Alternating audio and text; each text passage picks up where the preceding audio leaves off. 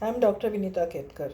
I am a practicing family physician in Pune since 1981. I started my study of yogic health science in 1992. In 2006, we started our educational and clinical work at Gnosis Medical Yoga Foundation.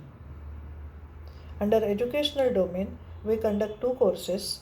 First is the basic foundation course for beginners, and second is advanced course for yoga professionals and doctors. This advanced course is divided into four parts. The first is yoga and modern medicine. Second is yoga for female health.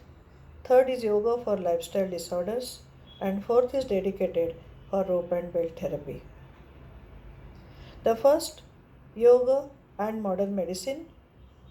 We quickly revise the human anatomy, and in physiology, we teach them the concepts of striated muscle functioning with respect to how does a muscle derive its energy during contraction, then the terms like strength, endurance,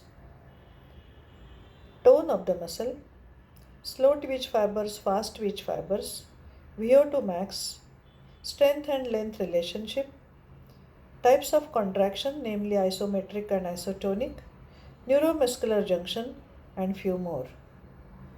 Then we teach them about the exercise physiology,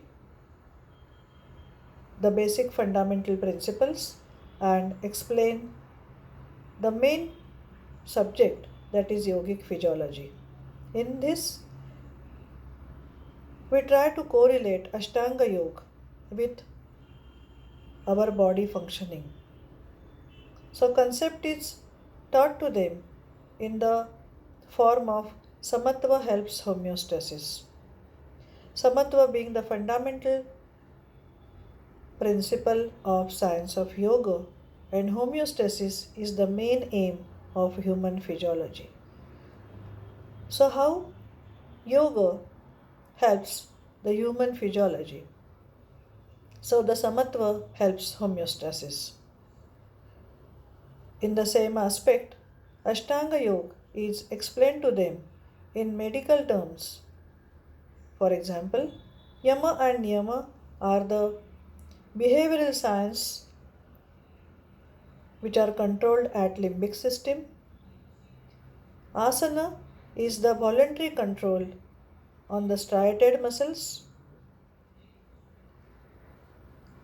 Pranayam is the energy conservation and extension by controlling the autonomic nervous system and endocrinal axis.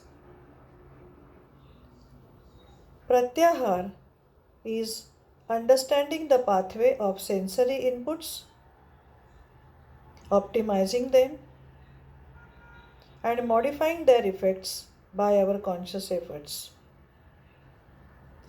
Dharana is a concentration meditation which is practiced every day during the course, and dhyana being the effect of process of dharana.